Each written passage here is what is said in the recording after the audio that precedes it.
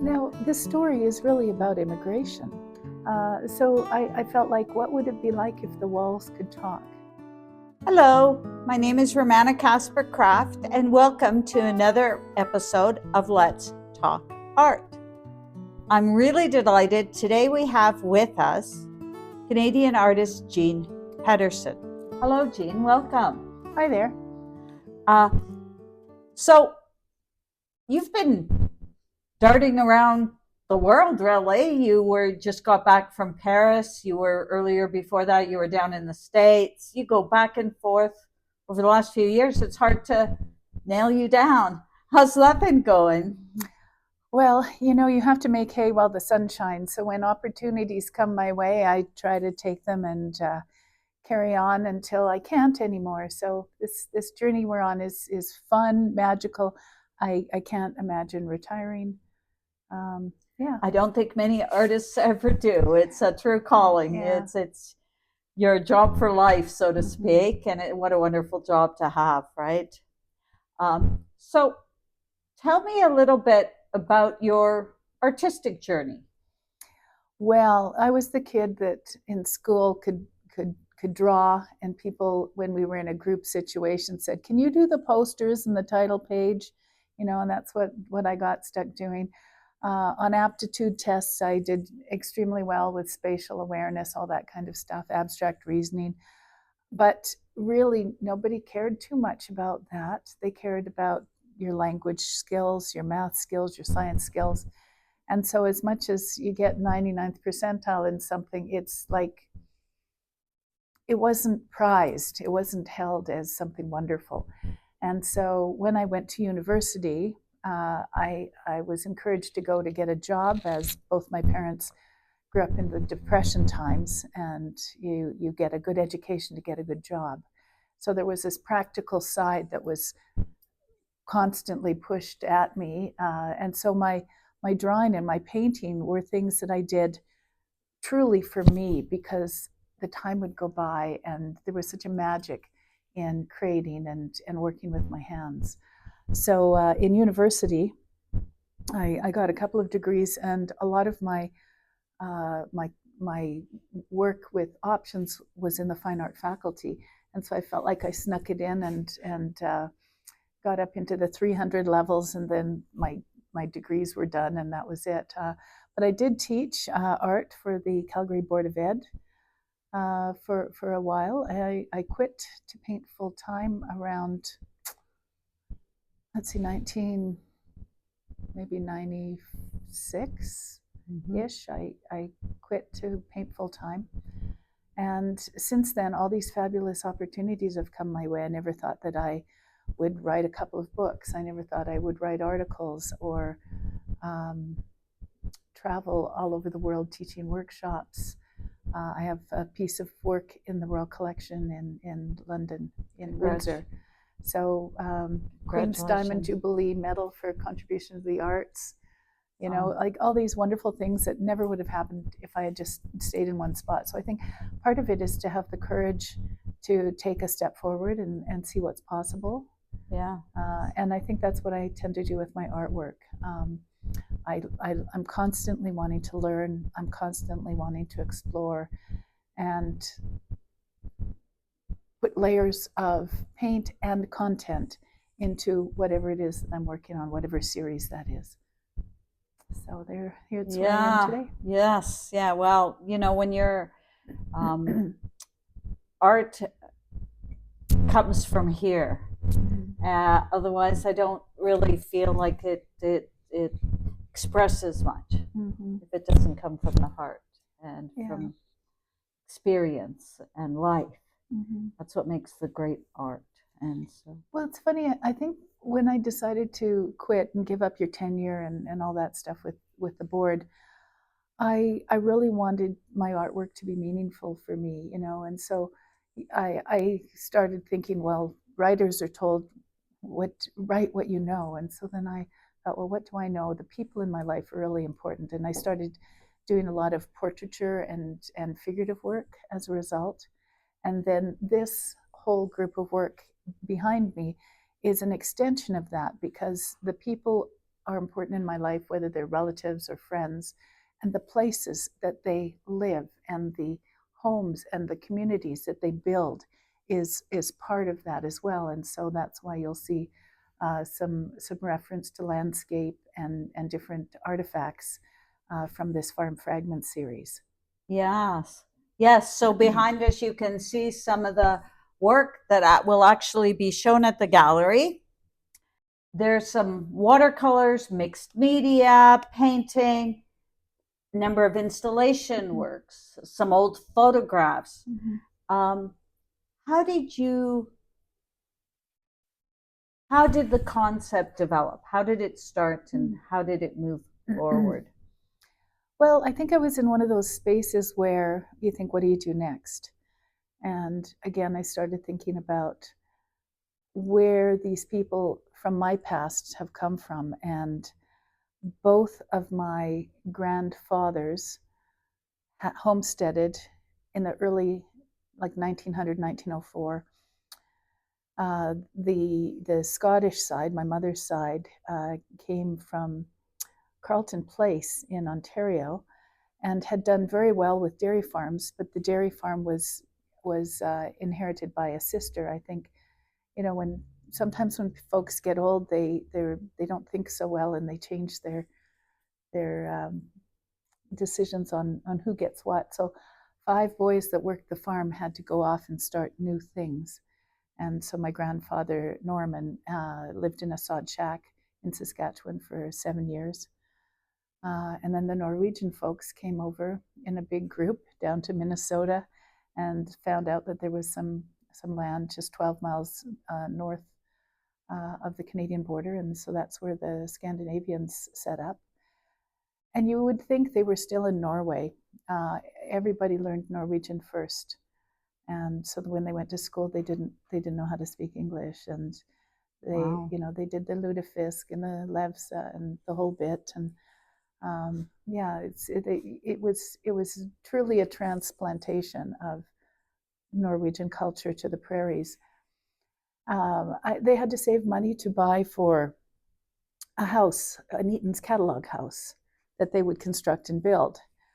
They had to save for chickens, and my grandmother, who came from England, she bought an incubator.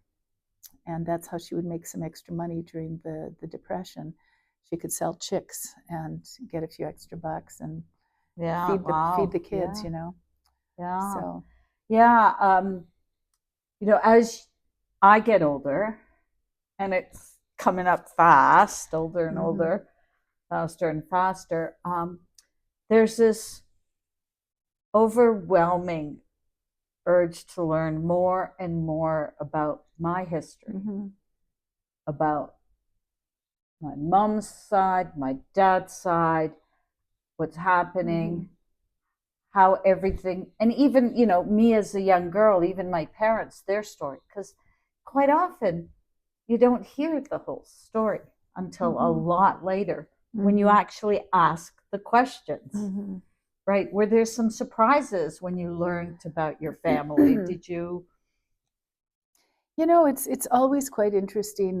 Some of the small pieces that I have in around behind you, and they're memory paintings, and so they are memories of stories that were told to me of what it was like to grow up, being born in the 20s, being in the 30s, going to high school, or maybe no school at all in the 40s because of the war.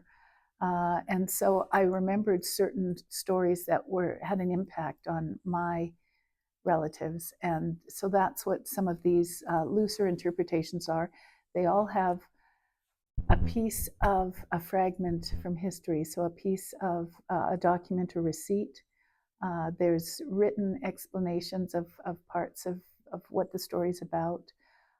This church in behind is called the Pillar, and most of these communities had people come over from Europe. There was a mosque, there was the odd Muslim community as well, but most were some denomination of Christianity, and the church was the pillar.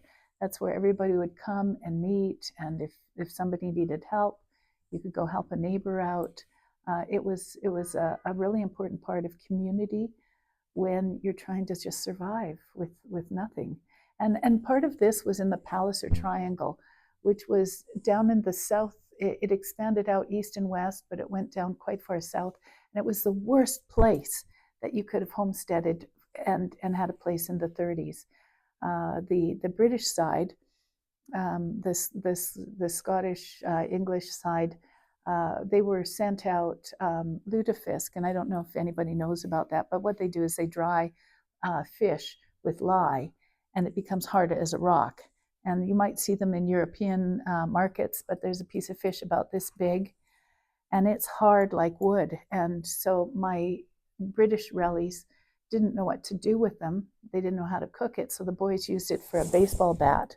The Scandinavian side knew, oh, you have to soak it and boil it and cook it and get all that stuff out so that you can have this supposed delicacy, which I don't care too much for myself, but a lot of my Norwegian rellies. But it would have been a good staple during the cold winter. Yes, for sure. Because it's a way to refrigerator necessary, right? Yeah, right. Until a lot later. So amazing.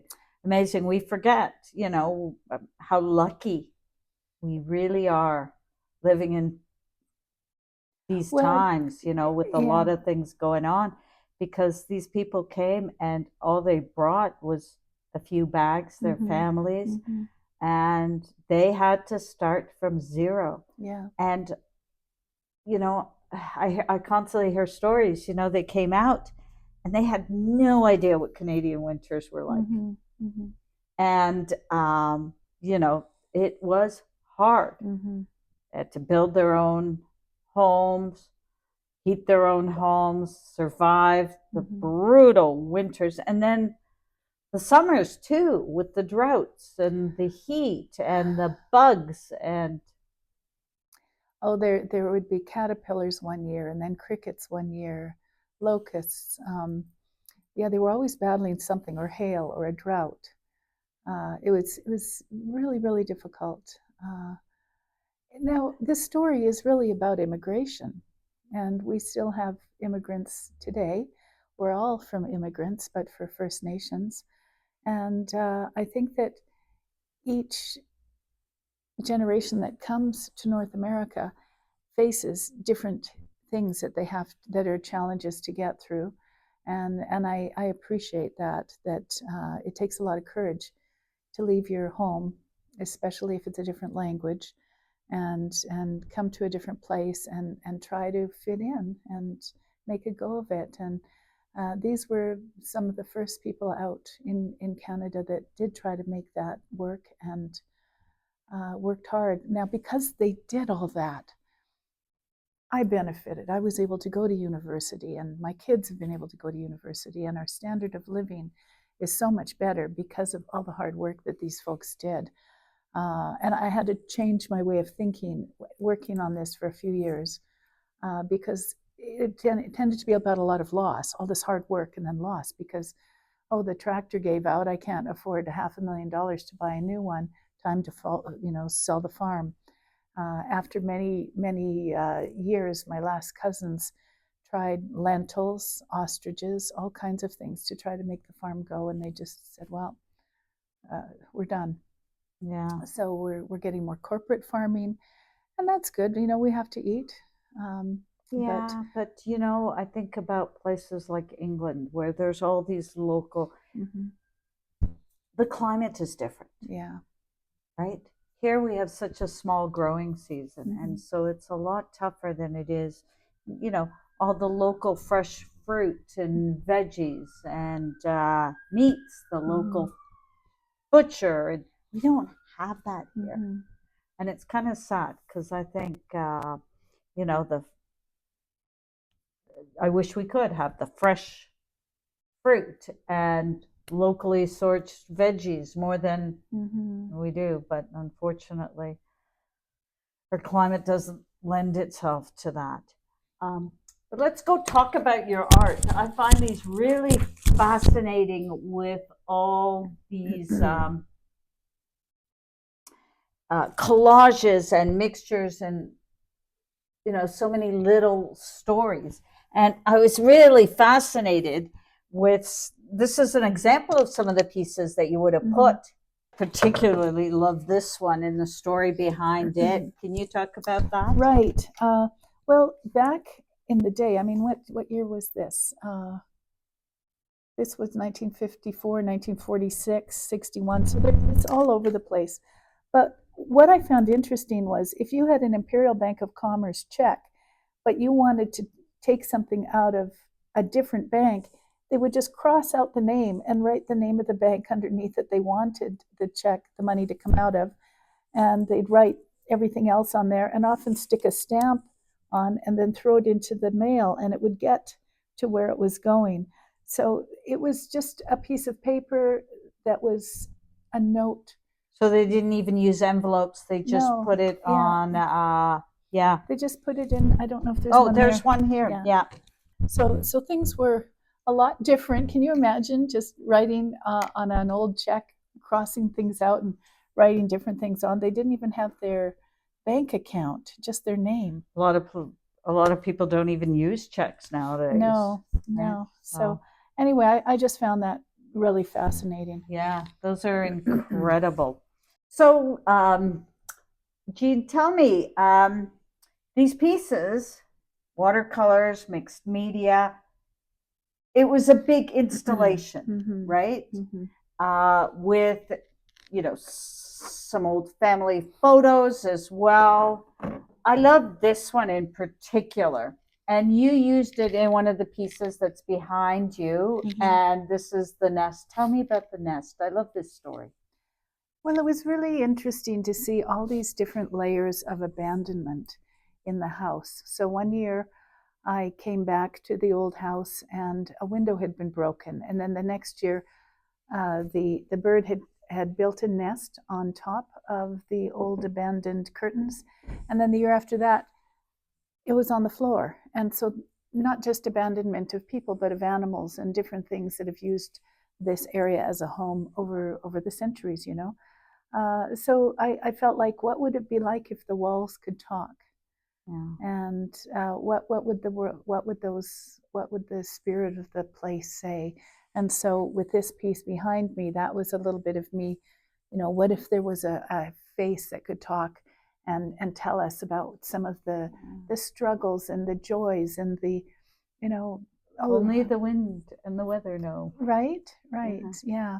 So that, but doing a big series like this with all of the materials I had, I was able to just do whatever I felt like with these materials. So, for example, I would take up one layer of linoleum, and then there'd be another layer down there that was from maybe 30 years prior. And then you peel that up, and there's another one. And so you go back decades and decades to see, what did it look like? What was the wear pattern? Why did they replace this? You know, so, and you have some installations that have some of those pieces of that linoleum or wallpaper. This one has a piece of linoleum. That's a piece of linoleum right there. So, and there's wallpaper in the one above the fireplace. And this is actually linoleum as well. Oh, is it? Yeah, that's linoleum with some receipts, right? I know, it's crazy. So some of these things are very referential to a place and a specific thing that was going on, like another home on an abandoned old piece of machinery. And so there's this constant rebirth and abandonment and rebirth and abandonment, which was kind of a theme, I think, for the whole exhibition. But I was able to do, like I said before, some memory paintings. I did some landscapes from the memory paintings, and then I started to do some aerial ideas. What would this particular farm look like if I looked at it from above, and what kind of divisions of space did the farmer create when you know, blocking out things, certain right, and so and crops. So a lot of these abstract pieces are really a reflection of the land, and they all have a piece of something collaged into it that's a fragment from the past, hence the name Farm Fragments. Jean, thank you very much for being here and sharing your wonderful stories and the project that you've been working on, Farm Fragments. For those of you who are interested in seeing them, they will be on display at the gallery, the Collectors Gallery. We hope to see you there. If you like our podcast, hit subscribe and like. Thank you.